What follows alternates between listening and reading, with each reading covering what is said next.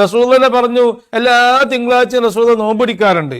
നബി എന്താ തിങ്കളാഴ്ച ഒരു നോമ്പ് എന്ന് ചോദിച്ചപ്പോൾ പറഞ്ഞു, അന്ന് എന്നെ പ്രസവിക്കപ്പെട്ട ദിവസമല്ലേ, ഫീഹി വുലിത്തു, എന്നെ പ്രസവിക്കപ്പെട്ട ദിവസമല്ല, അതിനൊരു പ്രത്യേകത അല്ലേ, അതിൻ്റെ ഒരു പ്രത്യേകത കൊണ്ടാടണ്ടേ.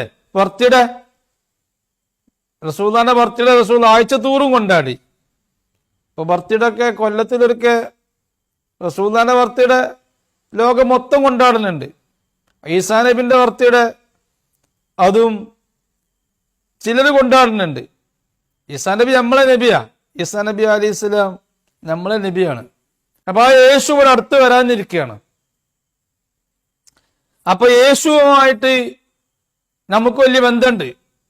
നമ്മളെ കൂട്ടത്തിൽപ്പെട്ട ആളാണ് യേശു.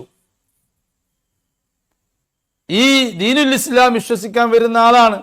അപ്പൊ അന്നലേക്ക് ഈസാ നബി അലൈഹി സ്വലാമിന്റെ ജന്മദിനം നമ്മൾ അന്ന് സന്തോഷിക്കുന്നത് നല്ലതാ,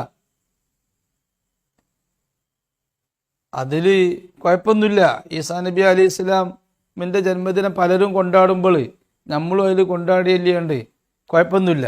പക്ഷെ നമ്മൾ പോലെ ഒരു മതത്തിന്റെ വിവാഹക്കാർ പ്രത്യേകം കൊണ്ടാടുന്ന പരിപാടിയാകുമ്പോൾ അങ്ങോട്ട് നമ്മൾ ഓലെ ചർച്ചയ്ക്ക് നമ്മൾ പോകേണ്ടതില്ല. നമ്മൾ കൊണ്ടാടിയല്ലേണ്ട് കുഴപ്പമൊന്നുമില്ല.